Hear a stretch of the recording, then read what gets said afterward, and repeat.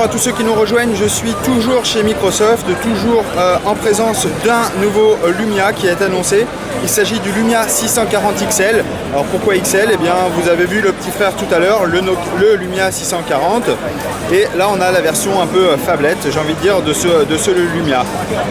Le Lumia, eh bien je ne dis plus Nokia, j'ai failli me tromper en présentant cette vidéo, mais maintenant on a une marque brandée Microsoft évidemment, puisque Nokia ne fait plus partie de Microsoft pour rappel. Et donc du coup ici on a un smartphone qu'on retrouve la marque Microsoft. D'ailleurs petit à petit, eh bien, la marque Nokia va disparaître. On va laisser place à des smartphones brandés Microsoft. On va même avoir un flagship.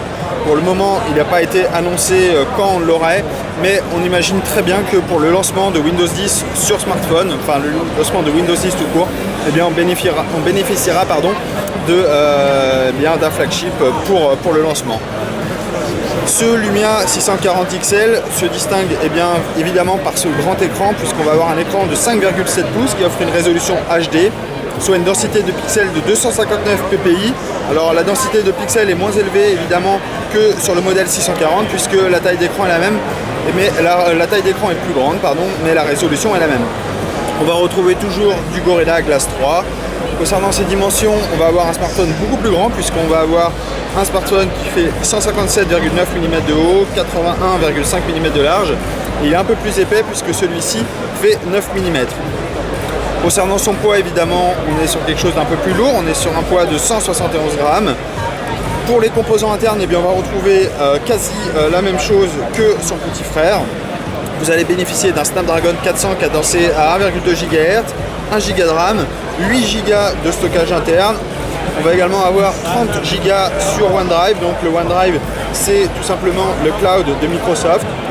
Vous allez pouvoir bénéficier de 30 Go supplémentaires.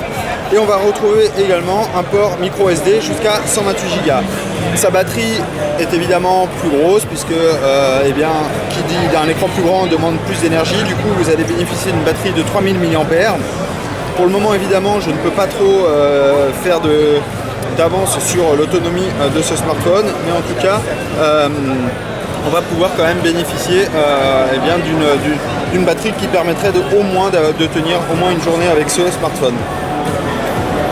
Là où il se distingue de son petit frère, ça va être dans la partie caméra, puisqu'à l'arrière ici, comme vous le voyez ici, on a la mention Zeiss, donc on va retrouver une optique Carl Zeiss. C'est un capteur de 13 mégapixels avec autofocus. Et en frontal, on va avoir non pas une simple caméra frontale de 1 mégapixel, mais on va avoir une caméra frontale de 5 mégapixels. Donc ça va être pour tous les amoureux de selfie et tous ceux qui font du Skype en vidéo, vous allez pouvoir bénéficier d'une meilleure caméra sur ce modèle-là. Elle filme en 1080p, donc comme ça on a vraiment un rendu très très chouette.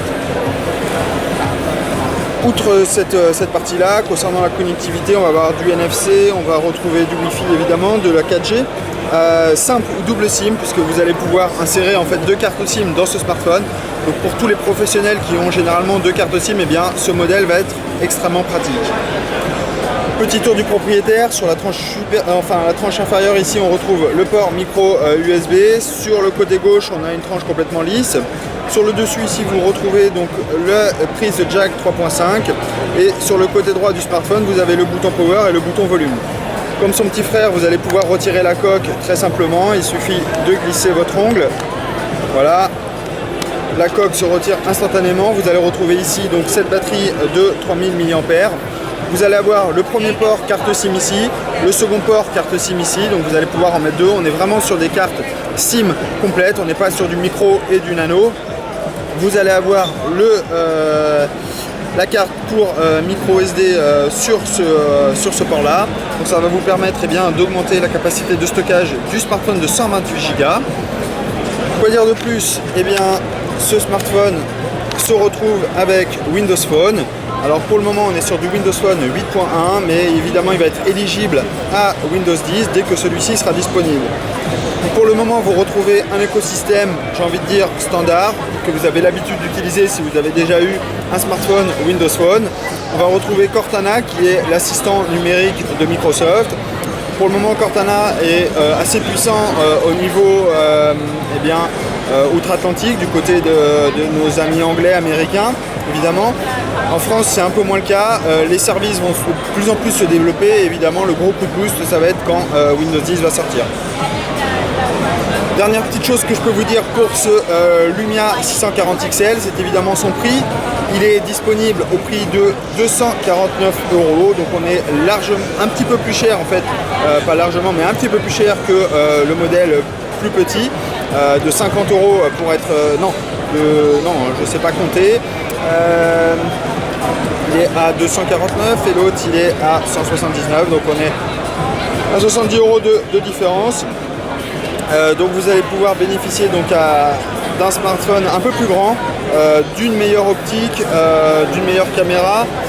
Vous allez avoir une expérience un peu plus professionnelle et surtout vous allez avoir le support double SIM qui va être très pratique, notamment si vous êtes dans le milieu professionnel ou que vous aimez voyager et que vous avez deux cartes SIM.